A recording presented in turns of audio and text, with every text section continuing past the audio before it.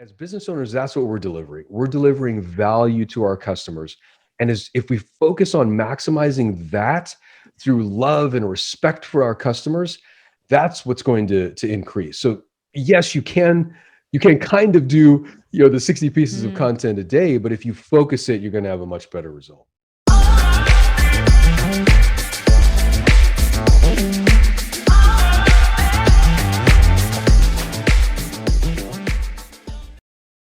And I find that if you want.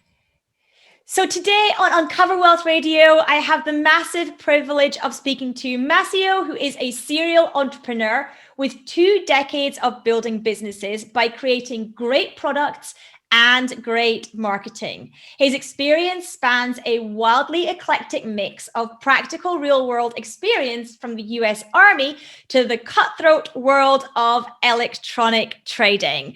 Maceo, thank you so much for joining us today. Yeah, great to be here. Thank you.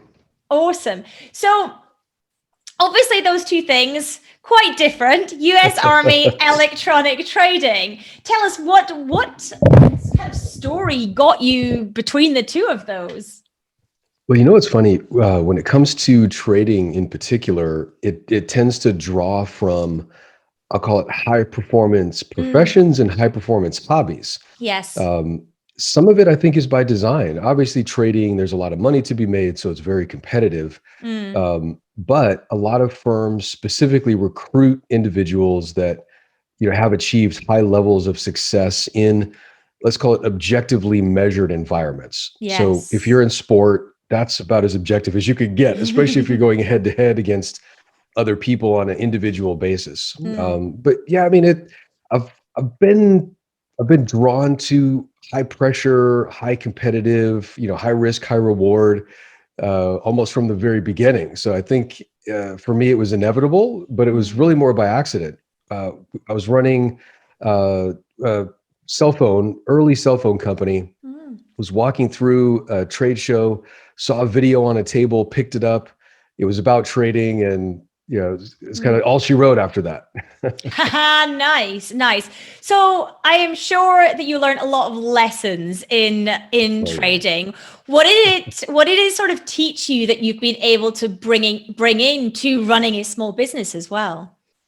Well, there's a saying in trading that trading is mostly mental, depending on who you talk to. Some will say it's 80, 90%. After almost 18 years as a profitable trader, I would say it's 100%. Trading is 100% mental, and business is too. So why would I say that? Well, your mental state, your mental makeup will directly influence the decisions you make, but more importantly, it's going to decide what information you're even open to. So when I see entrepreneurs continually beating their heads against the wall, and we've all seen it, especially, and if you have kids, of course, you live it.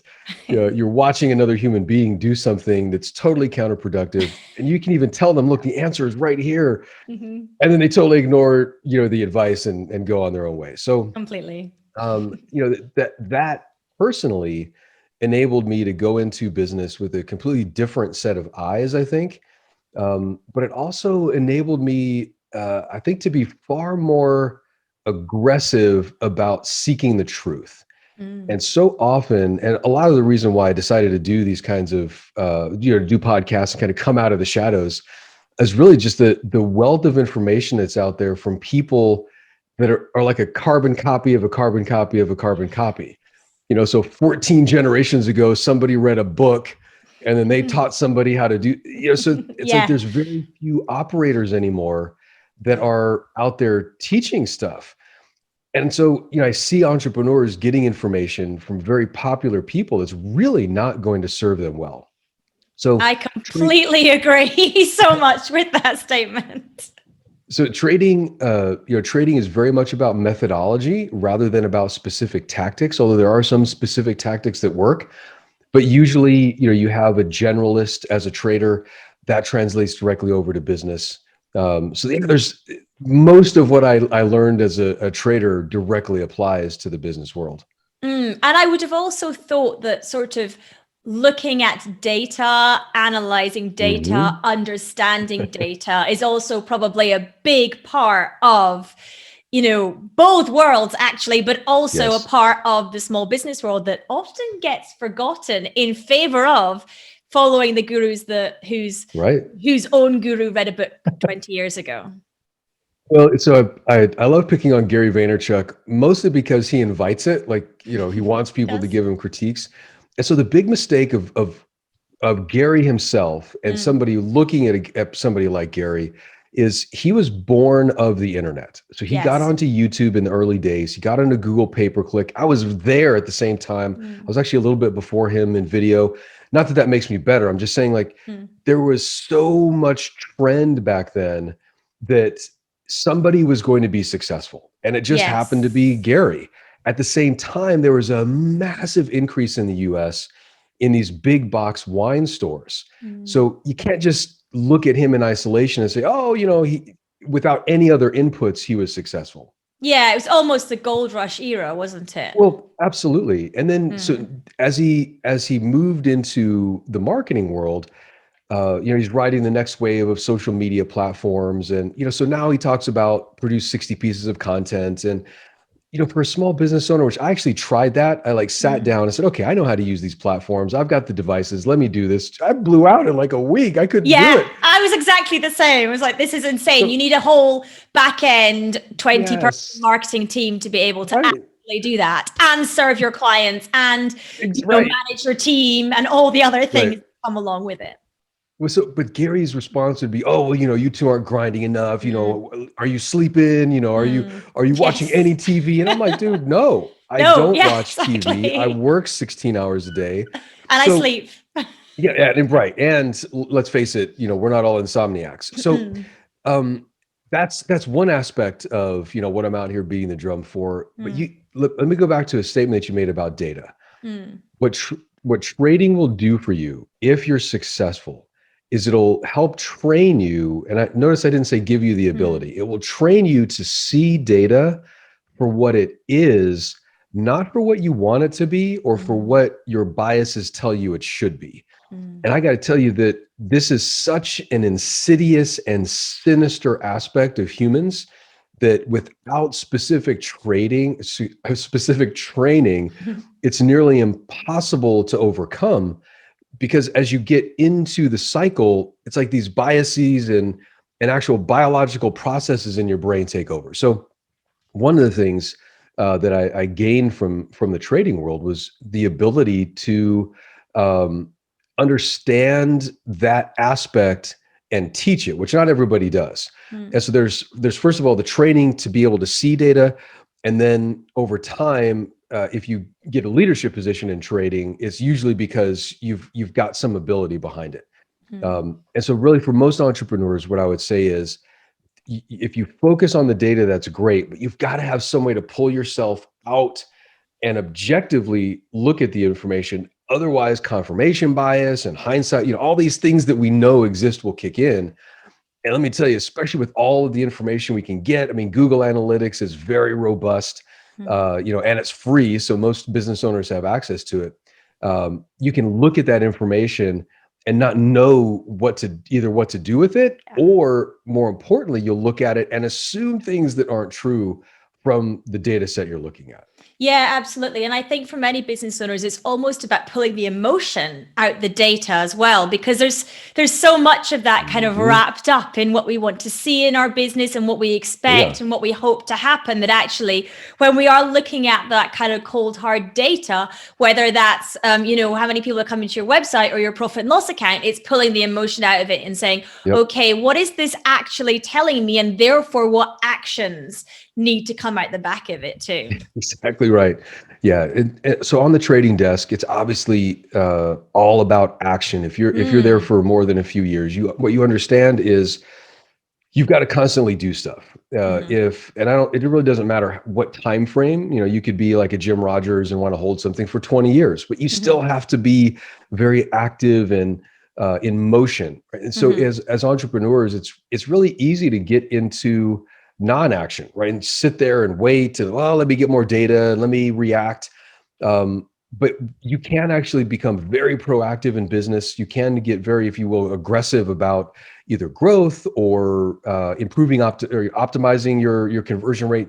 You don't really have to sit back and just wait for the data, as long as you've structured things properly. Again, so if your testing process is set up properly, your testing conception and methodology is done well, then you can be very aggressive about testing, going back to beating up on Gary Vaynerchuk. But if all you're doing is saying, okay, let me just throw 60 pieces of content out there, you've got 60 variables floating out there at once. And I get it. He's trying to say, well, look, everybody's on social media. And so if you've got this massive of information on social media, then you're bound to be successful. What that's doing is kind of trying to find the lowest level set, which I get. Look, we've got to remember, Gary is in a business of selling social media, right? He makes millions of dollars convincing corporations that they need to be on social media. So whether he wants to, acknowledge it or not, it's very self-serving. He has to do it. As an entrepreneur, though, we've got the luxury to not necessarily need to do that. Yeah. And so again, it's being able to separate some advice like that from reality, but in a real way. It's like, okay, if it's not 60, then what subset is it? Is it 30? Is it 40? Is it 5? And this is where separating the emotion helps, because you can look at what your market really wants to hear. Sure, if you're just there, they're going to get comfortable with you. Like, we all know that. If you see somebody, like if you go to the same coffee shop every day and you see the same people every day, you'll actually be comfortable with them. And at a certain point, your brain is literally going to have a transition. There was an Anthony Hopkins movie where I think it was with gorillas. And at one point, there's a scene where the gorillas are in front of him and he's sort of sitting there. And then all of a sudden, before he knows it, the gorillas literally move to include him in the circle. And so what they're demonstrating there is that those primates have a very similar mechanism as we do, which is, if you have a tribe, your brain will tell you, I'm safe. Yeah. So that, yes, you can inundate people with your face and your voice and get them comfortable with you. But I'm saying, as an entrepreneur, you can separate that sort of amorphous, well, what is that thing, and narrow down. You can actually look at the pieces of content that you're putting out, see what kinds of results you get, but then separate the emotion, where maybe you have something that you like or something you have an affinity to that maybe isn't working. That's, so where the rubber meets the road with separating the emotion is separating what your likes are, your predilections are, from what the market actually wants, both in the sense of what marketing do they want, but then also what do they want from you and your business? What do they truly value? Because ultimately, that's what, as business owners, that's what we're delivering. We're delivering value to our customers. And if we focus on maximizing that through love and respect for our customers, that's what's going to increase. So yes, you can kind of do, the 60 pieces of content a day, but if you focus it, you're going to have a much better result. Yeah, absolutely. I often speak about this maximizing value piece as well, and say that, I actually speak about it a lot in relation to pricing, and say to people, your end customer does not actually care how much you think you're worth.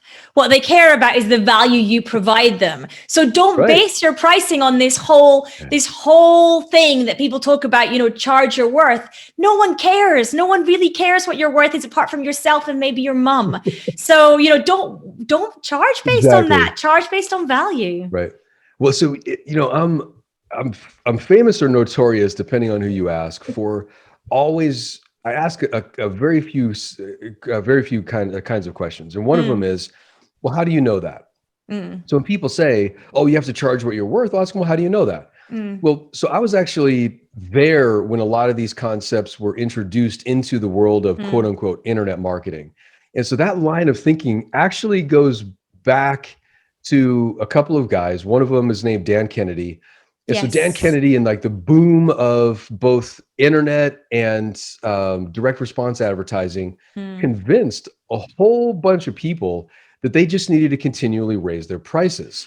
Now, you have to remember, this was going into the 2008 and 2009 crash. So there's a huge economic boom.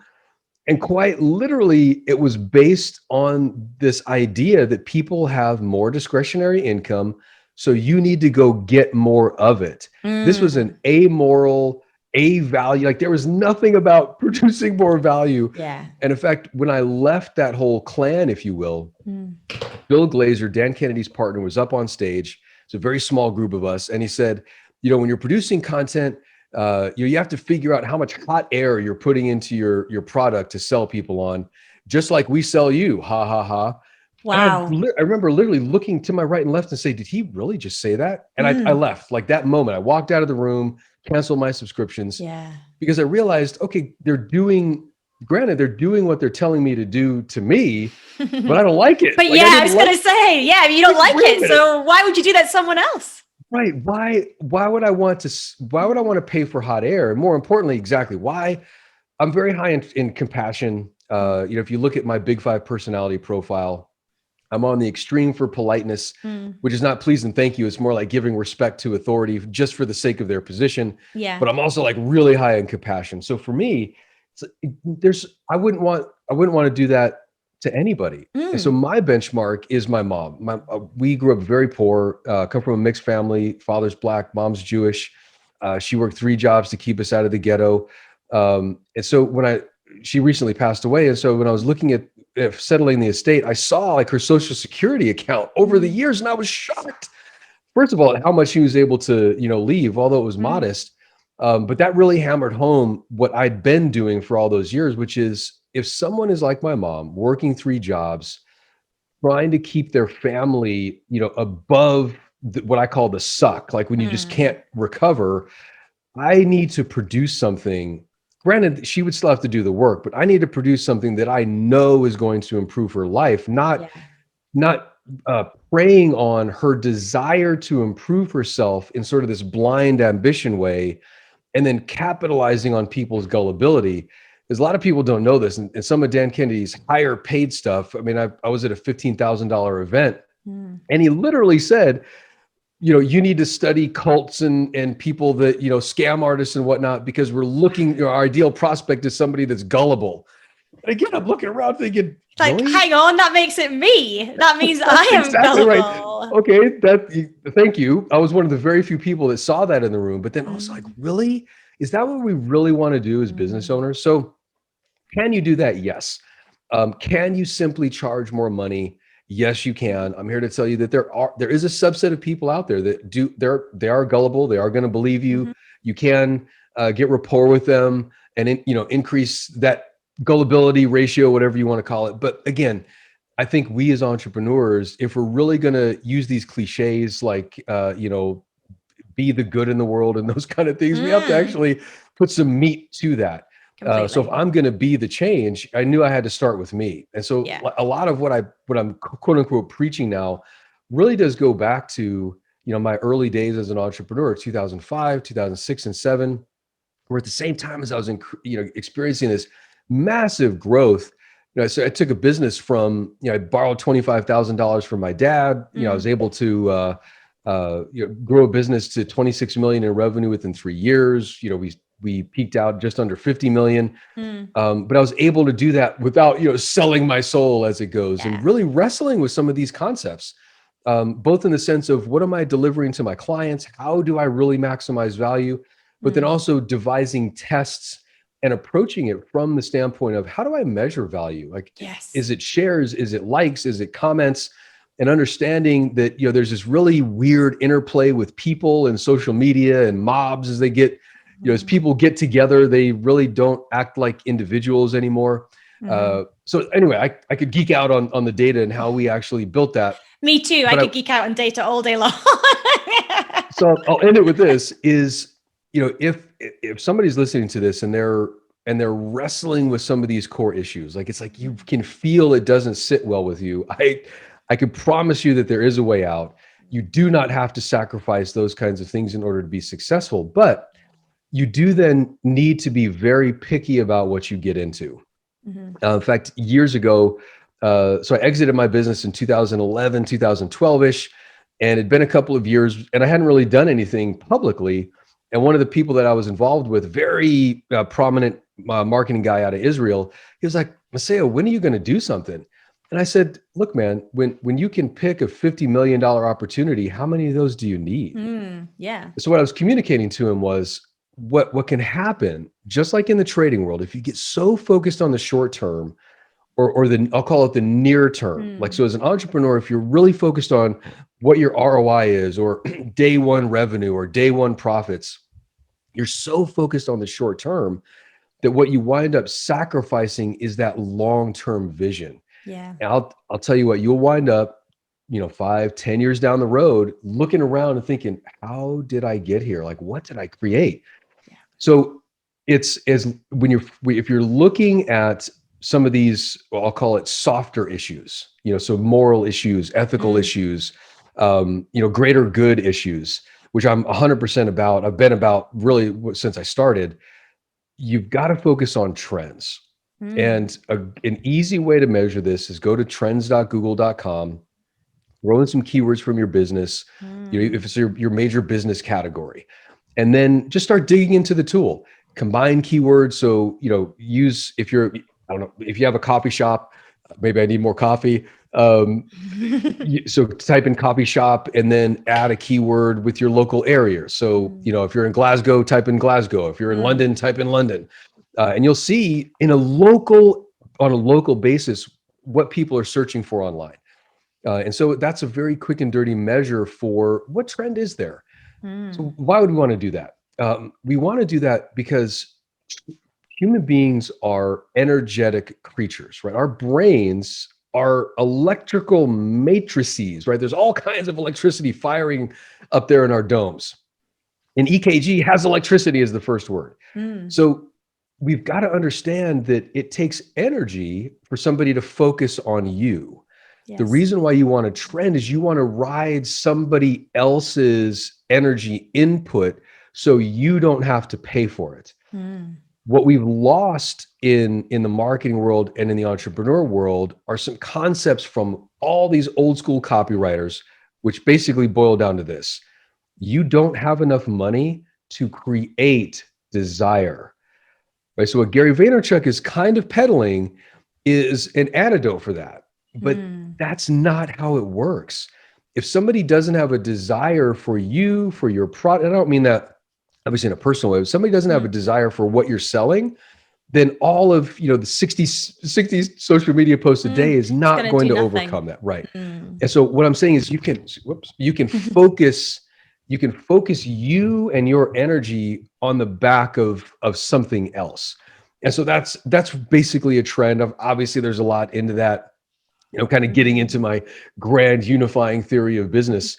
But if you take that concept and then you observe it in you first, right? So when do you get lit up about something? And you can even see it. When does somebody get excited? And we even say it, oh, his eyes really lit up. What you're literally seeing is the energy is higher in somebody's brain. And so if you want to test this, if you want to test sales, if you want to test anything in business, test it on a human being. Is what you're doing and what you're saying and what you're proposing lighting them up? If it is, then figure out, who are they? What are they like? Now we're getting into the meat of marketing, right? So how old are they? Are they male, female? Do they come from a poor background? Are they, all those, are they wealthy?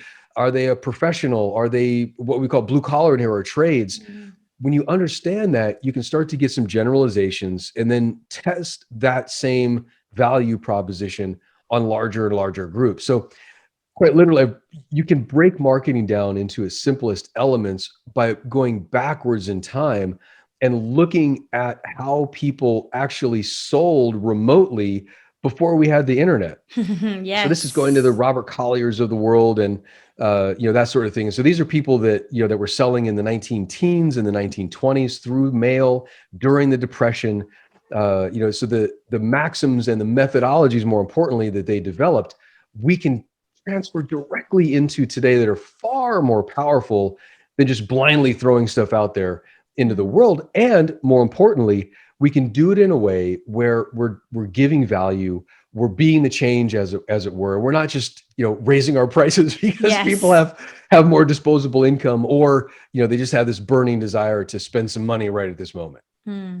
Yeah, that is totally awesome. So in terms of, I love that kind of looking at the Google Trends side of things. That's something I personally not dug into at all. So I'm definitely going to be doing that. How do we start kind of, I guess, hopping on those trends and actually getting ahead of them?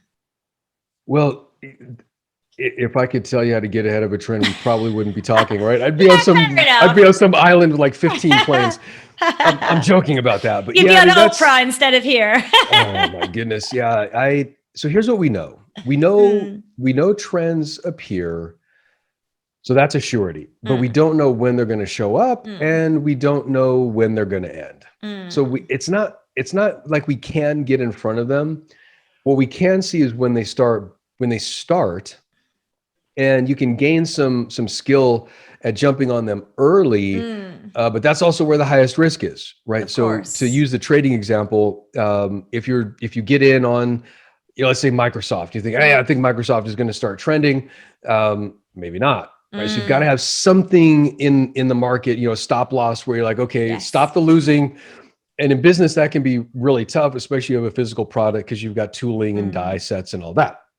So, um, how can you get in on a trend early? Really boils down to understanding whether you're on what I'll call a macro trend, right? So, is mhm, this like computers in the early days or internet in the early days, or is it internet after years have gone by?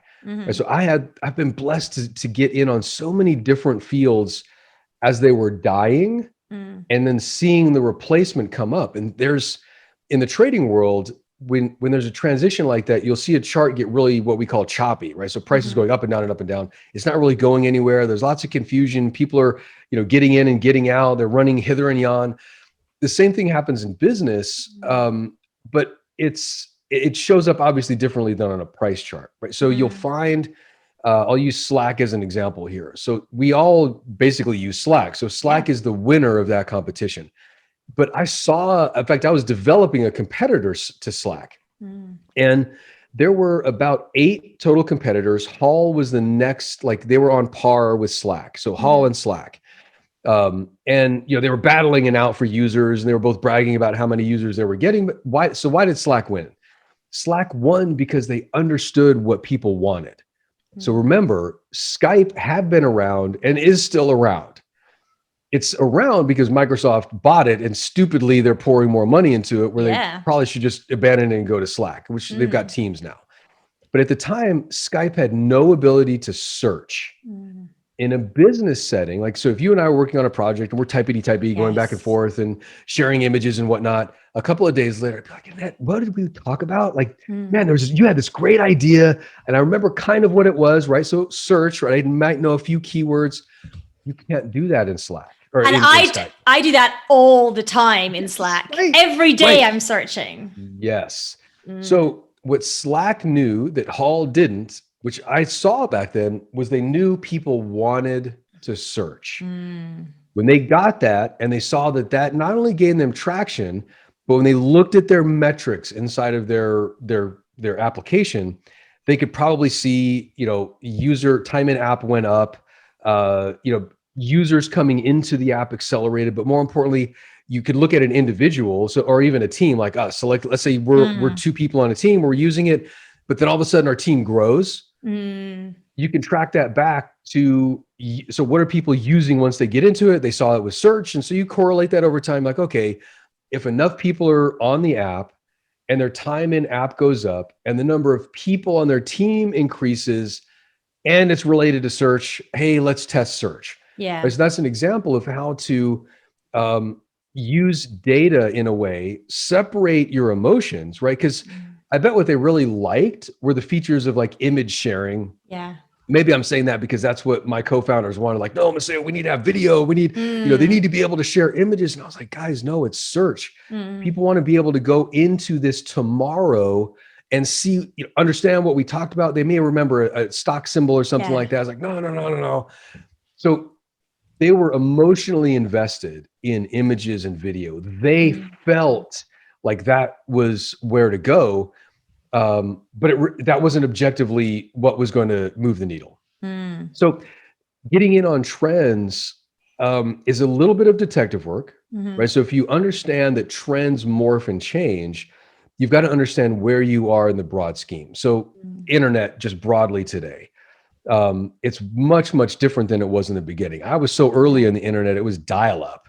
Oh yeah, But you've yeah, got I was there at dial-up times. okay, good. So why is that important? Well, you got to remember that internet wasn't always on for us. We had to dial in, you had the funny Yeah. noises, but then it may not connect, right? Especially if Yes. you had like I remember when I got a 36.6 modem. Not a lot of modems had the same compatibility, so sometimes it was tough for me to connect, Yeah. especially when you were connecting to somebody's individual computer. So the next Or, phase or someone in your house would pick up the phone and it would lose the. I mean, right, that was yes. infuriating. Right, absolutely. And so when things move to always on internet, that changed the nature of the relationship to the tool. So if you think about always on internet as a phase in the trend, then you can design a business around that new phase. So it's like what new capabilities does a person have from that always on internet, right? So I'm looking around and thinking, okay, what's that day in the life? So the way to break through to how to capitalize on a trend is loving your customer. It's understanding what problems do they have? Like, why are they really buying something? Do we buy iPhones because it's got, 11 cameras on the back? Or is it because it's bigger? Like if you look at the demographics in these larger devices, what's driving it are people that are getting, 50 and up. They're like looking at these little phones and doing this forward and back thing. And so if you have a larger device, it's easier to see. Why are they gravitating to iPhones? Well, frankly, it's easier to use than an Android device. You basically plug it in and it works. It goes, yeah. Right. So if you're not careful, I just talked about a lot of information.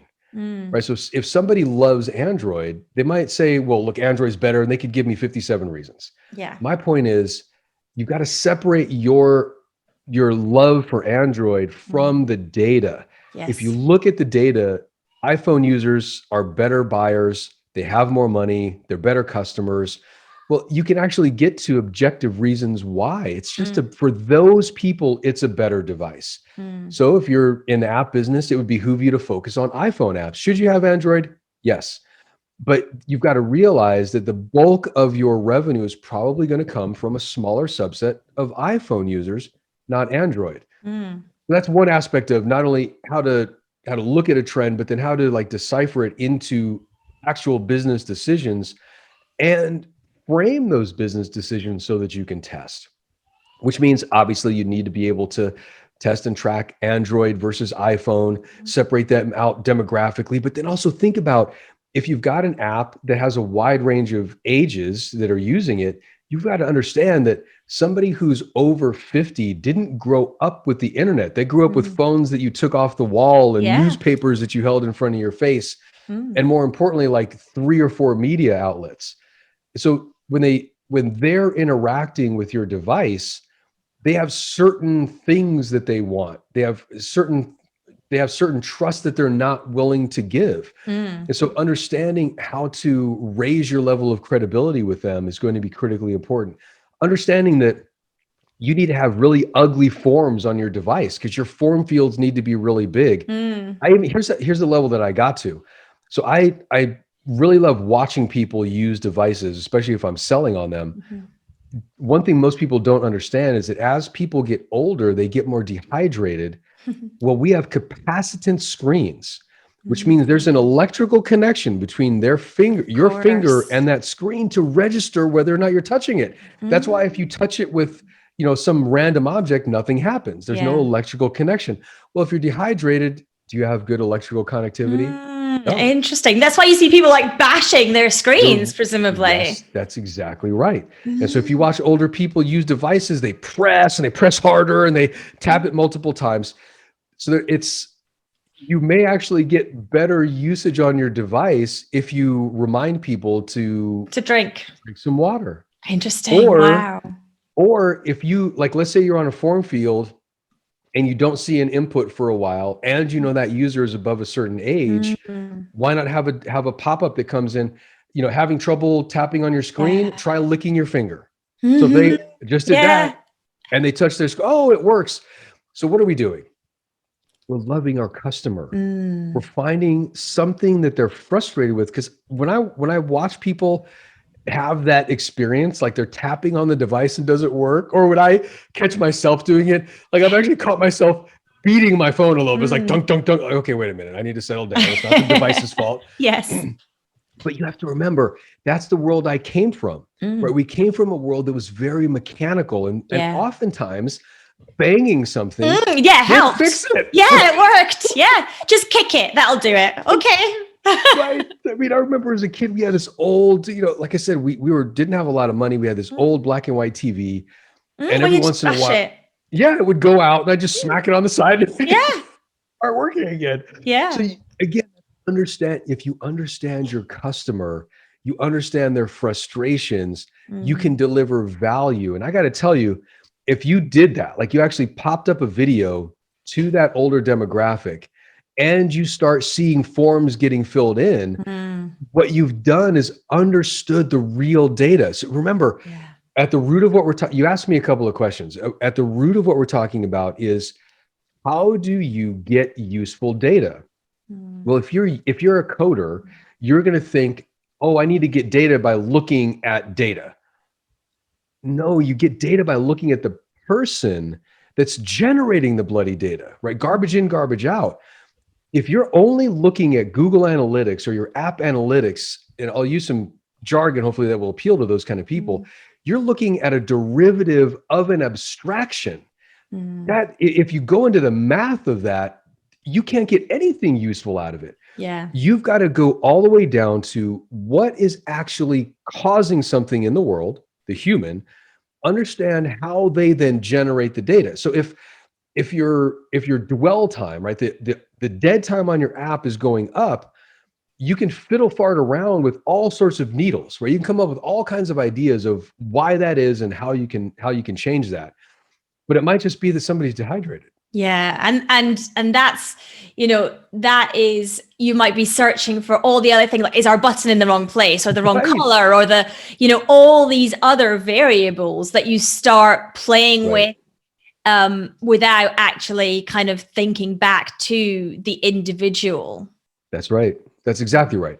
And so what we've done with all of our access to social media, which gives us massive amounts of data, is we've forgotten a few of the core concepts. That this is about people. Yeah. It's about human beings, not buying units or blips on a screen. Yeah. That's number one. And number two, it's about desire. Does somebody actually have a desire for what you're offering? Meaning, is there something in them that has activated their brain so you can actually gain access to their decision-making apparatus? There are, and also in a way that's ethical and not sleazy all that stuff, of course. Yeah, and unfortunately, all the sleazy stuff works. I mean, look, I've trained under all of the great copywriters. Not Dan Kennedy personally, but John Carlton personally for years. Gary Halbert for about a year before he died. Gary Bencivenga. And so these are all names people might or might not recognize, but these are the greats of copywriting. I got started in marketing before the internet, where I was literally licking stamps and envelopes and mailing stuff to people. And so I've had the experience of, the mind-bending experience of selling something to someone in a remote location with just a few pieces of paper. And so, yes, the sleaze is going to work. I hate to say it, but that's why it's out there. It's out there because it works. Yeah. But it's a shortcut. It's like, do we really want to race to the bottom? I don't think so. I don't think so either. But you can use some of those techniques for good. And here's why I say that. We can't throw out the baby with the bathwater. We do need to appeal to people's emotions. So you do need to get to a point where you understand when you're actually selling, that's when the emotional aspect has to come in. So how do you do that? So I just described a situation, an older person tapping on a phone and beating on a phone. And so using words like frustrated, or, does your phone make you want to spike it, in the end zone like Lynn Swan? That's obviously throwing back to somebody, who knows who Lynn Swann is. You can Google him. He's a Pittsburgh Steelers football player. Anyway, so what have I just done with that short bit of copy?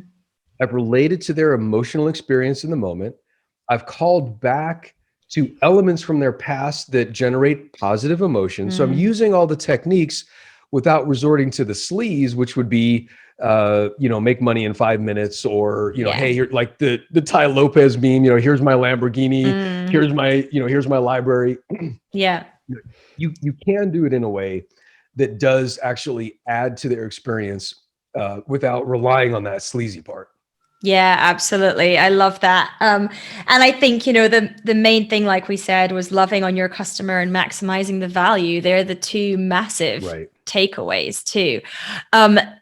Maceo, this has been an incredible conversation. I have loved every minute of it, and I'm sure that our listeners will have done as well. Why don't you tell them how they can connect with you more and find out more about you? MaceoJordan.com is the best place. That's where I put all, the little bit of content that I do produce. Most of it is really horrible, cheesy looking videos with screen capture, but it's packed with content, so I definitely am not the glitz and glamour kind of marketing guy out there. But that's where they can get more information from me. Great. But more importantly, that's where they can interact with me. I'm very big on actually doing stuff in the world. And then I'm working on a project in healthcare called Connexia. Nice. That's at Connexia.com. And then I'm working on a media startup in movies and TV called Lore.tv. Nice. Lovely. We'll obviously put all the links in the show notes as well, so that everyone can connect with you that way as well. Again, thank you so much for coming on Uncover Wealth Radio. It has been an absolutely excellent conversation. I very, very much enjoyed it. So thanks for coming on. You're welcome. Glad to be here.